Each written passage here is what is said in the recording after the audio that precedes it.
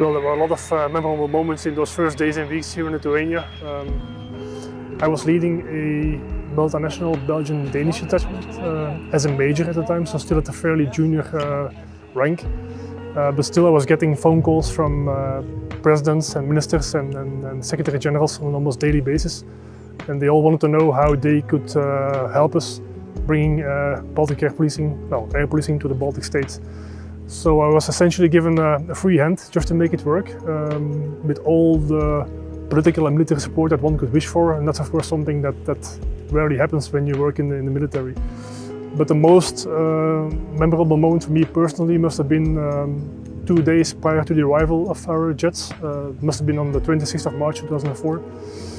While I was standing on that runway over there, at the time still a very long and very wide runway, together with my flight safety officer, just the two of us, and we had to decide that day whether Šiauliai would be safe enough to operate F-16s from. This airfield was not ready to be an air base yet. I mean, and we were only given very few days to actually transform it into something that approached a military air base, because we arrived here 1 week before the formal accession, and so we had 1 week to make things happen. The infrastructure was in a pretty bad shape. There was no surface to park the jets on, no shelters, no security, no connectivity, no lodging, no food, unreliable power supply. So a lot of things were missing. It was really a long list. It was really a bare base in its truest sense of the word. Fortunately, we were not the only ones here. It's often forgotten, but it was not only Belgium that sent a detachment. Actually, the Danes sent a quite sizable detachment as well. And it was actually Danes that brought in most of the heavy equipment that we needed for combat jet operations, like firefighting trucks, fuel trucks,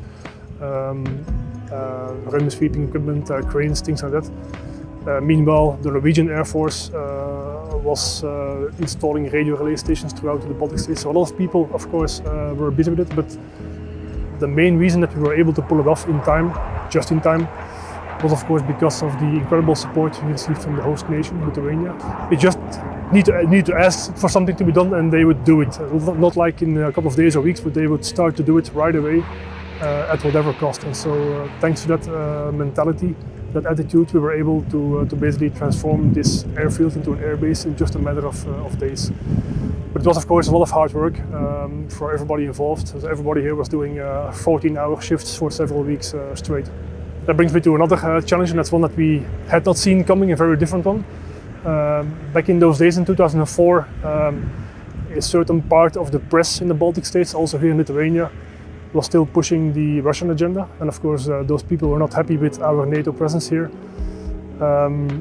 We had a Lithuanian public affairs liaison officer, and a few days after our arrival he drew our attention to some local newspaper articles stating that Belgian soldiers were seen roaming around totally drunk in the streets of Šiauliai at night, harassing women and getting involved into bar fights and things like that. Actually didn't pay too much attention to them because we knew they weren't true, because we hardly had time to sleep, let alone go out at night. So we just laughed it off until such time that some very respected Belgian news outlets just copied those Lithuanian press articles, and then it was all of a sudden not funny anymore, because we started getting a lot of inquiries from the Belgian staff.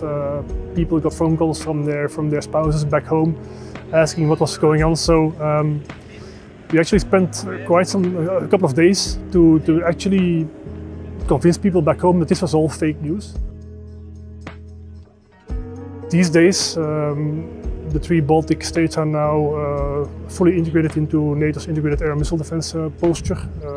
The 3 Baltic states are now producing their part of the recognized air picture themselves. It's very different these days, because these days the only thing that the other nations are still bringing in are the fighter jets. And of course everybody always looks at these jets because it's the most visible part of air policing, but it's not the most important part. The most important part is the command and control architecture, and that one is now firmly embedded within the 3 Baltic militaries, and I think that's a significant achievement.